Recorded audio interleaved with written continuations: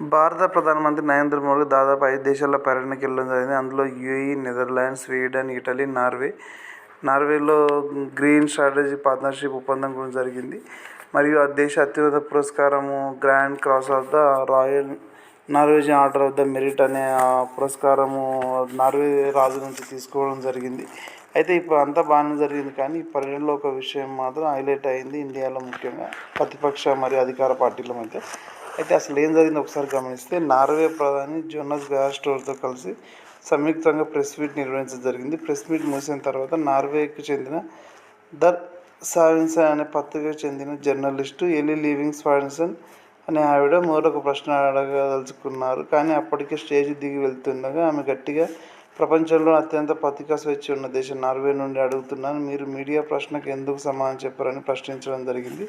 అయితే ఈ పత్రికా స్వేచ్ఛ యొక్క ఇండెక్స్లో నార్వే దాదాపు మొదటి స్థానం ఉన్నట్టు తెలుస్తుంది రిపోర్టులు. మరియు ఇండియాకు స్థానం 157వ స్థానం. ఎందుకంటే మనం ఇటీవల చూస్తున్న భారతదేశంలోని పత్రికలు, మీడియా, యూట్యూబ్ న్యూస్ ఛానళ్ళు ఏదో విధంగా ఏదో ఒక పార్టీకి అనుకూలంగా వ్యవహరిస్తున్నాయి. ప్యూర్గా మన జర్నలిజం సైడ్ ఉన్న మీడియాలు భారతదేశంలో లేవని అనిపిస్తుంది. అయితే దీనికి నరేంద్ర మోదీ గారు సమాధానం చెప్పకపోవడం కారణం ఏంటంటే, ముందుగా అనుకున్న షెడ్యూల్ ప్రకారం ప్రెస్ మీట్లో క్వశ్చన్ అడిగే అవకాశం లేదని తెలిసింది.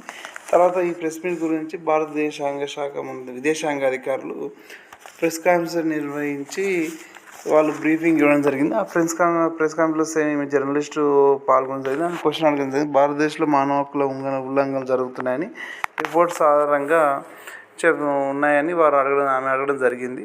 దీనికి భారతదేశ అధికారి గట్టిగా సమాధానం ఇచ్చారు. భారత్లో అటువంటివి ఏం జరగలేదండి, మీరు కొన్ని రిపోర్ట్స్ అవి నమ్మశకంగా కానివని వారు సమాధానం చెప్పడం. అలాగే భారత్ ఎంతో పటిష్టమైన రాజ్యాంగ వ్యవస్థ ఉన్నదని, కాబట్టి కోవిడ్ సమయంలో మేము ఎన్నో దేశాలకు, ఎంతో 150 దేశాలకు మేము వ్యాక్సిన్ సరఫరా చేసామని చెప్పడం జరిగింది. మరియు భారత్ ఎంతో ఇన్వెన్షన్ దేశం అని, జీరోని కనుక్కున్నామని, చదరంగంగా కనుక్కున్నామని చెప్పడం జరిగింది.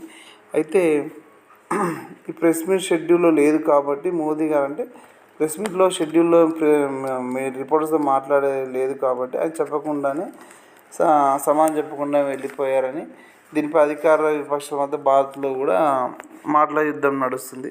అలాగే ఒక ఇన్సిడెంట్ కూడా జరిగింది. ఏం ఇన్సిడెంట్? నార్వే పత్రిక ప్రధాని నరేంద్ర మోడీపై కూడా ఒక వ్యంగ్యంగా ఒక కార్టూను చిత్రీకరణ జరిగింది. దానిపై చాలా వివాదాస్పదం అయితే, ముఖ్యంగా భారత్లో మరియు విదేశ రాయబారులు దీన్ని తీవ్రంగా ఖండిస్తున్నారు. ఎందుకంటే నరేంద్ర మోడీ గారు ఒక పాములు పట్టే, ఒకసారి మీరు ఈ కార్టూన్ చూస్తే మీకే అర్థం, నరేంద్ర మోడీ గారు పాములు పట్టే వ్యక్తిగా చూపించడం జరిగింది. అయితే ఈ కార్టూన్ తీవ్ర చర్చకు దారితీస్తుంది. భారతదేశ ప్రజలపై విదేశీ రాయబారులు తీవ్ర ఖండిస్తున్న ఈ జాతి వివక్ష మరియు వలసవాద మనస్తత్వానికి నిదర్శనమని అన్నారు. అఫెన్ పోస్ట్ అనే పత్రిక ఈ కార్టూన్ ప్రచురించడం జరిగింది. అయితే ఈ కార్టూన్ కింద వ్యంగ్యం కూడా ఒక వ్యాఖ్యానం రాయడం జరిగింది. తెలివైన మరియు స్వల్పంగా విసిగించే వ్యక్తి అని రాయడం జరిగింది.